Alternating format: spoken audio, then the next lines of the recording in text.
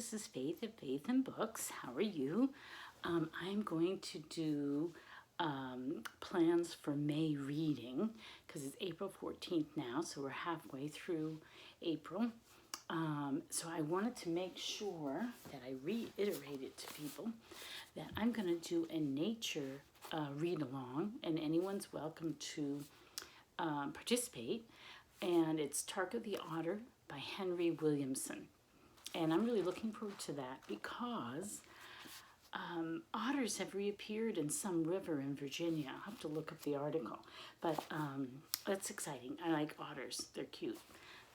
So this is the book that I'm planning to read, and I'm hoping people are interested and will want to read along. So that's one thing. The other thing is in May I started, I wanted to start my own challenge, and it's May is for magazines, and people can read whatever amount of magazines, articles that they want. I'm going to try and do 2 a week. And I'm going to read it from McClure's magazine because my husband has a collection of old McClure's, and I'm going to pick a couple of articles and try to read them and report on them in May. And you can do that too. And I'm trying to remember the very minimal rules that I came up with. It has to be written before you were born. I think that was the rule. But you can do any number, any kind of magazine. I think that would be fun to do. So that's the second thing. So Tarka the Otter is the nature read for May, and then May is for magazines is the reading challenge. So that's that. And I have my notes here because I got to go really fast. I've been having so much trouble with the internet trying to upload things on YouTube. Our internet is just going in and out and being very unreliable. I think it's because it's so strained because everybody's working from home and doing school from home, and now the schools are really starting up full-time online. So I think that might make it worse. So I'm trying to do this early in the morning. I'm later than I thought I would be. Anyway, I also want to talk about another challenge in May called Maybe Midrash. And I just saw Old Blues chapter and verse last night, Jason there. And a really interesting video. I will link to it. And it made me think that I haven't read this book in like 20 years, and I remember being absolutely blown away by it. So I think that I'm going to try to reread The Master and Margarita in May. And maybe I'll somehow participate in Maybe Midrash. I have to say I had the complete opposite reaction to, and I'm going to mispronounce his name, but the guy with the long name that starts with K, Nikos Kazantakos, whatever, he wrote Zorba the Greek. I went through a phase of reading his books. I read Zorba because I had seen the movie, which is excellent, with Anthony Quinn, and then I started reading his other books, and The Last Temptation of Christ I did not like, and I just felt like the author was under, there was a real period of time there where in novels people would just over psychoanalyze, or they were really influenced by Freud and Jung and all that stuff. And I don't know, maybe that was my interpretation as a youth when I was reading it, but Jesus just comes off as kind of schizophrenic or something. I just remember being turned off by the character of Jesus, and even though I really loved the author's writings. And then I read another book by him called, and I think the translation that I read was called The Passion Play, and it's about these villagers in a little Greek village that are putting on the play of the Passion. So that was a thing that they did even, from the Middle Ages. They would reenact the story of Christ's Passion, which is his suffering and, being crucified and all that. And it's what happens to the characters of the village when they sort of, are really influenced by the role they play. So the person who plays Jesus, the person who plays Judas. I remember that. I remember liking that take on religion and Christ and the gospel and everything much better than The Last Temptation of Christ. And then I went to see the movie. I'd just gotten married. It was before I had reverted to the Catholic Church, and we were still trying to be Unitarian because we got married in the Unitarian Church. And we decided to go see the movie, and I remember the controversy over it, and because people thought it was blasphemous, and so I remember we took a bus for some reason. We decided not to take our car, and we took a bus to this movie theater. No picketers or anything. This was in Washington, D.C., completely quiet. And we went in and saw it, and I had a little bit of misgiving because I knew I hadn't really enjoyed the book, or I didn't enjoy the author's take on Jesus. But I just thought, well, I've read it, and I really like this author. I like the Martin Scorsese's, well-known director. So let's go see it and give it a chance. I thought it was terrible. I really thought it was so terrible. I mean, I remember at the time thinking, because it came out at the time when Mother Teresa was sort of at her apex. And I remember thinking, to me, Jesus was probably a lot more like Mother Teresa in his charismatic appeal, and wisdom. But William Dafoe's Jesus was just it was so paltry, I thought. And Paul was like a used car salesman. I mean, it was just almost laughable. And the only part of all I could think of was, who would follow this guy? He's got there's nothing appealing about this guy. He didn't come off as a leader. He didn't come off as somebody, fresh and wise. And, I just thought it was a really, really paltry take on Christ. And the best part was the part that was the midrash, the imagination, because Jesus is on the crucifix, and he could bring himself down, right? He could save himself. And he has this last temptation, which is just to be a regular human, to be in love with, Mary Magdalene, and to go and have children and just live, the happiest of a human life. That was the best part of the whole movie. The one that people were picketing about because they thought it was blasphemous. That was the best part. And I felt like the director and all the actors and everything were most comfortable with that because they didn't really understand the gospel. They had this weird take on it.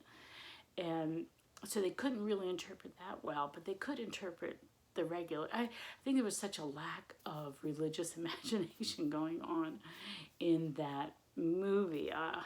So anyway, I just had the opposite reaction that Jason had. And it's funny because we had the same reaction to the Little Women movie. But, whatever. Anyway, I recommend going to watch his video. It's really interesting. And I am going to I'm inspired to read this now. So anyway, so that's maybe Midrash. And then I was going to try and do a tag, but I couldn't find any tag. My mind wouldn't think that way. I couldn't find any tag that I could really just sit down and chew on and come up with some good answers. So I'm just going to do a quick update of what I'm doing because I'm in a real good reading groove. I was, just when this pandemic started, I, like everyone else, was just so rattled and anxious over it. And I'm in the county that has the worst case, the highest number of cases. We've had 21 deaths. It's everyone, when you go out, you have to wear a mask and everyone's social distancing and everything. But I don't know, I've just gotten, you get used to anything if you do it long enough, right? My grandmother used to say that you get used to hanging if you hang long enough.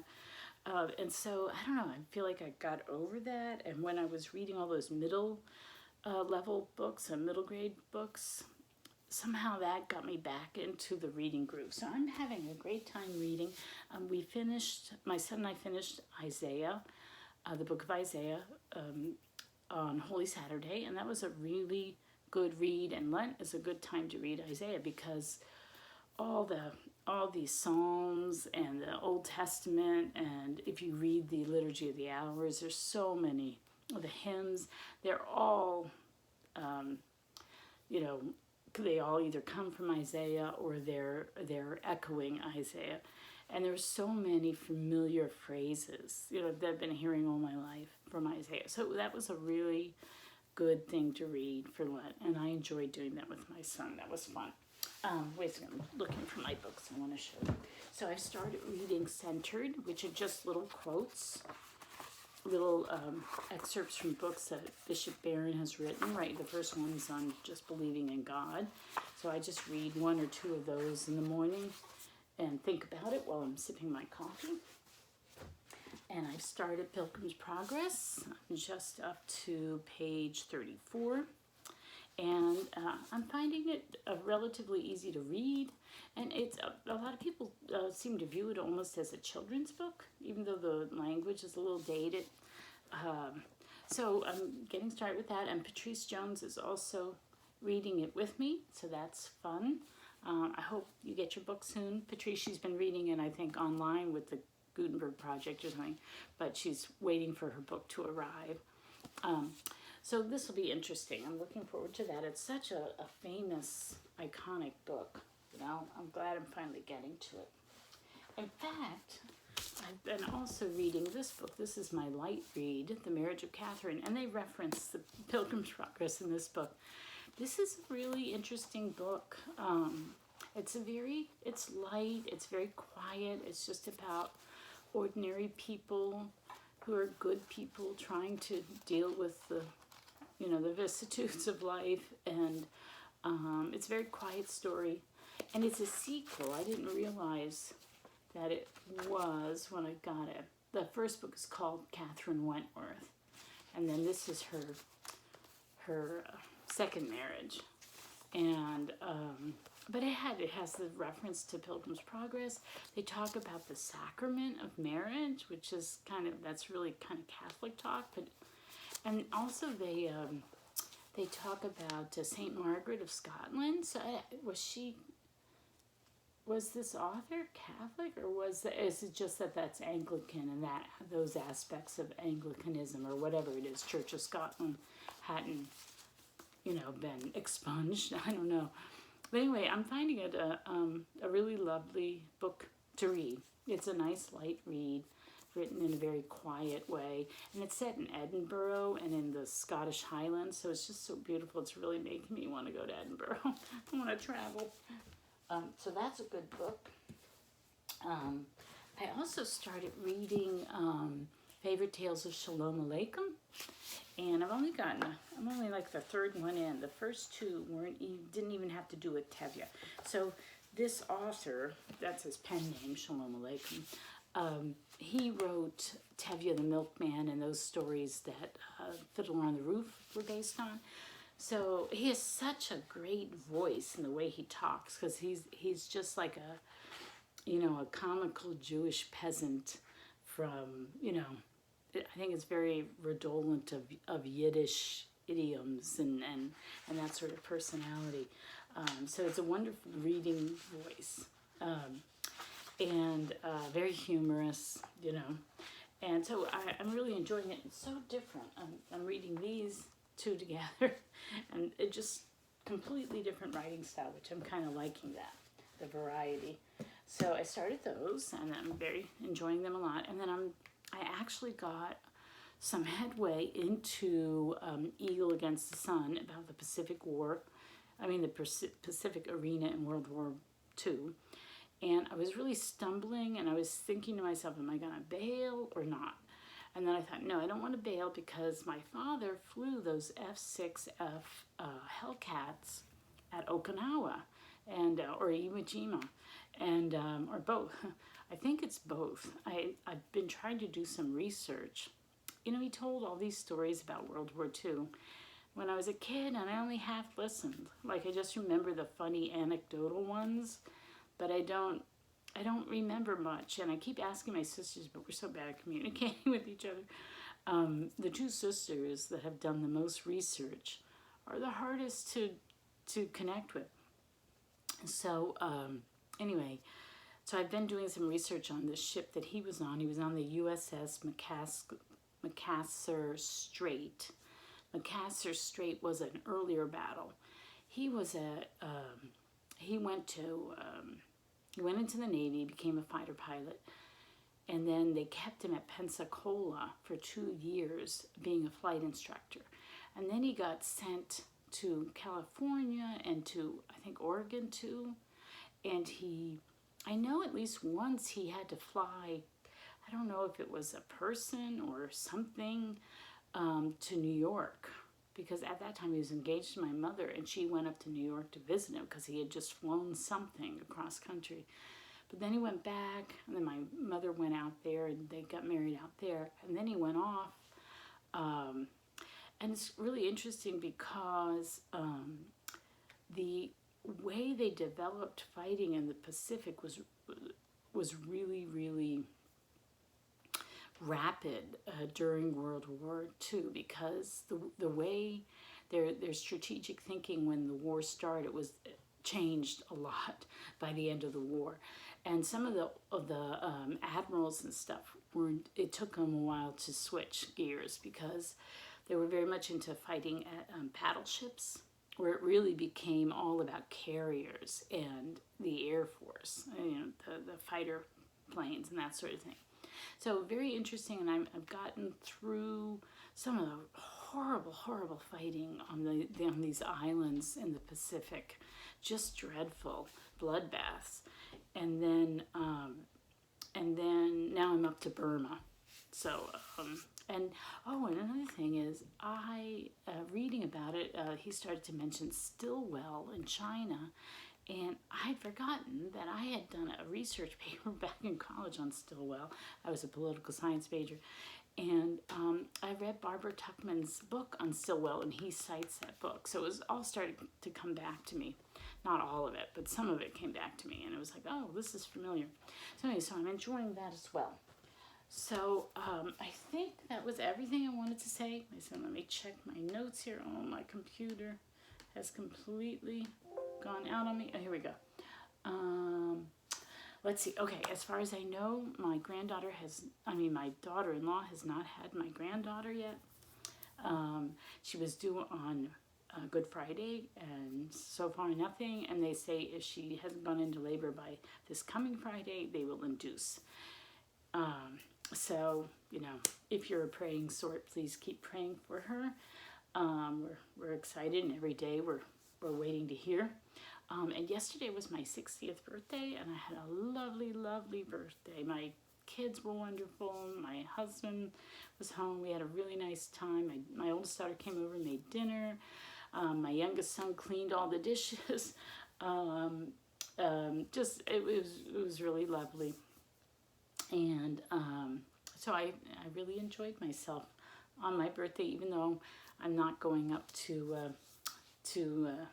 Boston to see Concord and visit Louisa May Alcott's house. That's okay. And we had a lovely Easter too. In spite of everything, I'm in such a lucky place because I have a nice house and I have a family I love. I don't have to worry about that. And, I'm a homebody anyway. So it's not like, it's a little bit difficult. There's been a couple of days where I've been super, super bored, but, I've got my garden, I can go for walks, I've got my family around me, I've got, booktube and books to read. I'm really so blessed. Anyway, I hope everyone is staying well, and, take care, and I'll talk to you later. Bye.